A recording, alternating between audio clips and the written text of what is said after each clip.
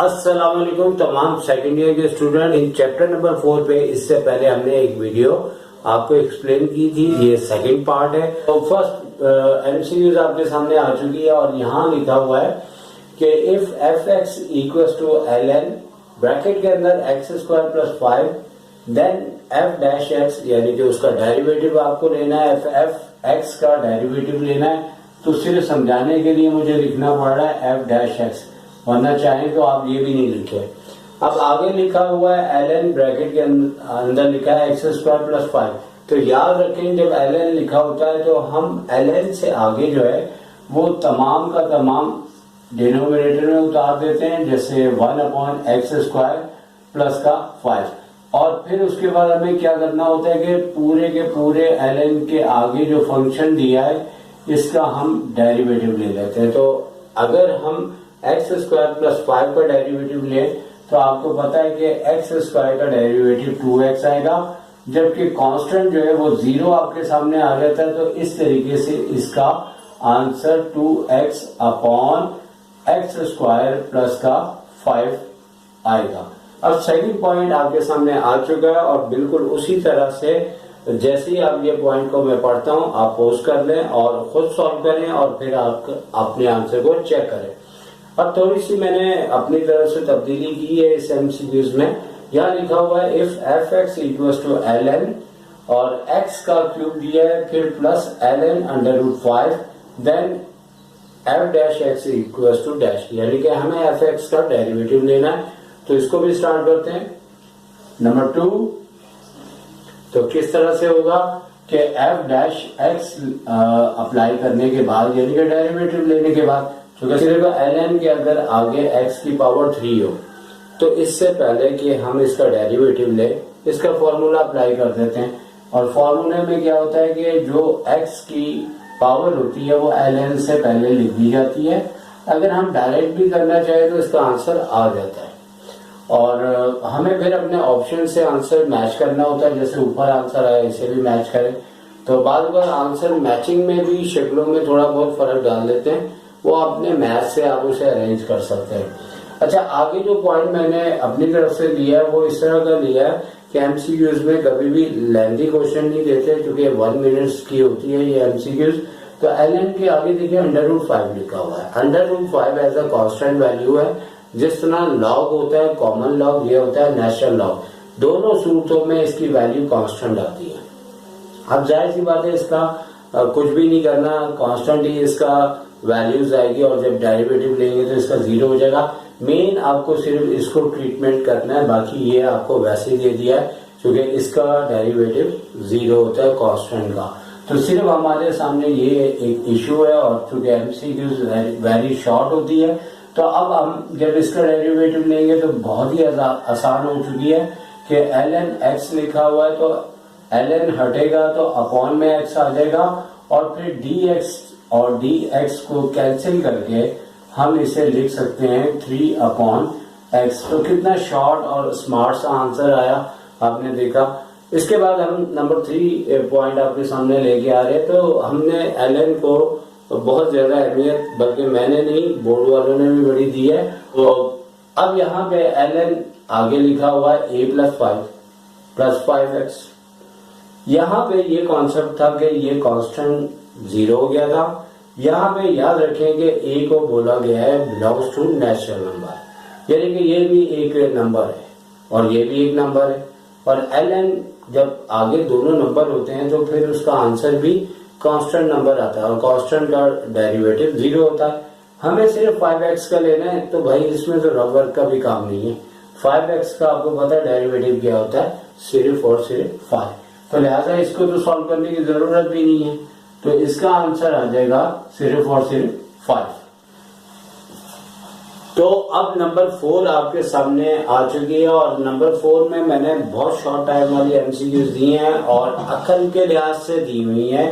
और यहाँ पे नंबर 4 में लिखा है इफ एफ एक्स और आगे देख सकते हैं 2x square plus 3x plus 6 then f 3-x, यानी कि 3 टाइम इसका डेरिवेटिव लेना है और आपने इसका आंसर बताना है।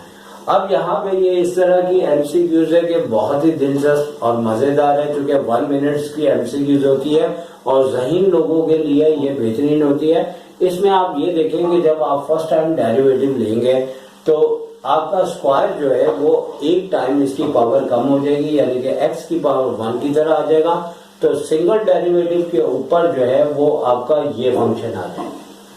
अब जब दोबारा सेकंड डेरिवेटिव लेंगे तो आपका जो आंसर है वो एज मतलब के 6 आ जाएगा। और जब थर्ड टाइम आप डेरिवेटिव लेंगे तो 6 एज अ कांस्टेंट है तो वो 0 हो जाएगा। तो कैसी लगी आपको? बेहतरीन है ना। ये बुक में नहीं है भाई, अपने ज़हन से मैंने बनाई है। तो इसका आंसर नंबर 4 का बहुत ही बेहतरीन, यानी कि 0 हो जाएगा। और इस तरह की एमसीक्यूज आ जाए तो जो बच्चे इसे सॉल्व कर रहे होंगे वो अपनी अकल को नहीं बल्कि रूल्स को फॉलो कर रहे हैं। लेकिन अगर अकल है तो याद रखें कि 3 टाइम अगर हमें डेरिवेटिव लेना होता है ना तो हर टाइम एक पावर कम होती जाती है।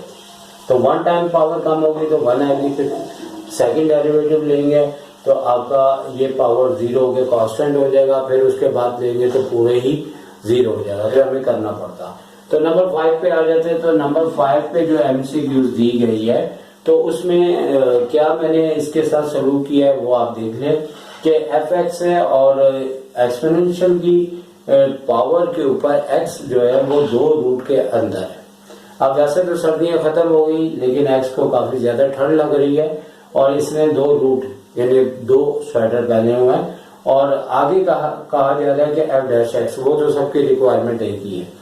अब सवाल ये है कि इसके अंदर हमें पता है कि ये हमारे प्राइम मिनिस्टर की गाड़ी है और इसके अंदर जो है वो प्राइम मिनिस्टर बैठे हुए हैं। और जब प्राइम मिनिस्टर बैठे होते हैं तो सिलसिला ये है कि अगर यहाँ पे देखा जाए तो x की पावर 1/2 और फिर सेकंड रूट के लिए 1/2 करेंगे तो हमारे पास ये शक्ल बन जाएगी एक्सपोनेंशियल की x की 1/4 पावर। अब सोच रहे होंगे मैं इनको एक्सपोनेंशियल को प्राइम मिनिस्टर क्यों कह रहा हूँ। तो असल बात ये होती है कि जब हम इसका डेरिवेटिव लेते हैं ना तो सिलसिला ये होता है कि भाई इसके कुछ भी फर्क नहीं पड़ता, ये सेम टू सेम आ जाते हैं इस तरह और सेम रहता है। और इसकी जो पावर होती है उसका डेरिवेटिव ले लेते हैं। यानी एक तरह से कह सकते हैं कि यहाँ पे अगर हम एक्सपोनेंशियल लिखे और उसका डेरिवेटिव ले तो वो सेम आता है। तो प्राइम मिनिस्टर खुद गाड़ी ड्राइव कर रहे थे तो ई एक्स यानी कि एक्सपोनेंशियल अगर एक्स है तो वही रहता है। लेकिन यहाँ पे प्राइम मिनिस्टर का ड्राइवर अलग है और हमने प्राइम मिनिस्टर को तो ड्राइवर के साथ कुछ भी नहीं कहा, लेकिन हमने ड्राइवर की पूरी तलाशी लेनी है। ये एक मिसाल दी जा रही है, लेकिन हमें करना क्या है कि एक्सपोनेंशियल का अगर एक्स डेरिवेट एक्स लिखा हुआ है तो ठीक है, अगर एक्स डिफरेंट है उसकी पावर है या इसके साथ कोई कांस्टेंट नंबर मल्टीप्लाई हो रहा है तो हमें इसका डेरिवेटिव लेना होगा। और जैसे ही हम डेरिवेटिव लेंगे और इसकी नेक्स्ट पोजीशन इसकी ऐसे कर देंगे यानी इंडेक्स बना देंगे और इसका डेरिवेटिव लेने पे इसकी पावर। और फिर उसके बाद याद रखेंगे अगर हम डायरेक्ट एलसीएम लिए बगैर इसे करना चाहे तो 1 जब लेस होता है तो एक तरह से 1 में से 4 लेस करते हैं तो इसकी पावर -3/4 आ जाएगी x की। और इसके बाद इसे अपॉन में लाके प्लस करेंगे और प्लस जैसे ही करेंगे अपॉन में तो x की पावर 3/4 आएगी। अगर आपको प्रॉब्लम हो रहा है तो आप अपने तरीके से करके देख लें। और इसके बाद 1/4 और अगर x को इंडेक्स रेडिकल साइन में लिखना है तो ऐसे लिख लें और एक्सपोनेंशियल की पावर 4 और एक्सपोनेंशियल को ये गलती बिल्कुल नहीं कीजिएगा, इसे बड़ा लिखिएगा, पावर ऊपर ही रहनी चाहिए। इस तरीके से इसका ये आंसर आ गया।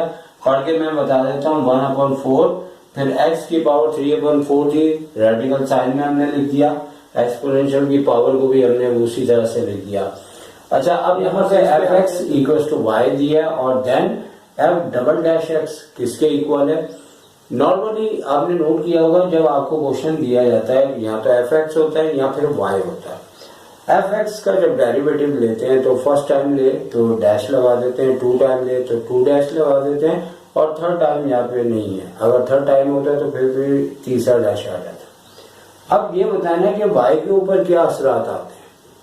तो y के ऊपर भी आप 2 टाइम डेरिवेटिव लेते हैं तो वो आपने शक्ल बनानी होगी कि क्या होगा। जैसे y तो पहला डेरिवेटिव लेंगे तो डी अपॉन डी एक्स आ जाएगा, तो ये क्या पढ़ा जाएगा dy अपॉन dx। आगे मैंने इसलिए लिखा कि सेकंड डेरिवेटिव भी लेना है तो उसके लिए हम पोजीशन रखते हैं, जगह रखते हैं। तो अगर हम सेकंड डेरिवेटिव ले रहे हैं डी अपॉन डी एक्स, तो आप देखें इसका क्या आएगा, डी और डी हो जाएगा डी स्क्वायर, और y बिल्कुल वैसे ही रहेगा, और अपॉन में dx का होल स्क्वायर है, लेकिन इस तरह करके लिख देते हैं। तो कैसी लगी आपको ये पॉइंट, और अच्छा लगा तो कुछ अच्छा सा कमेंट कर दिया करें, और थोड़ी हिम्मत बढ़ जाती है। जैसे आपकी कोई तारीफ करता है तो आपको कैसा लगता है, अच्छा लगता है ना।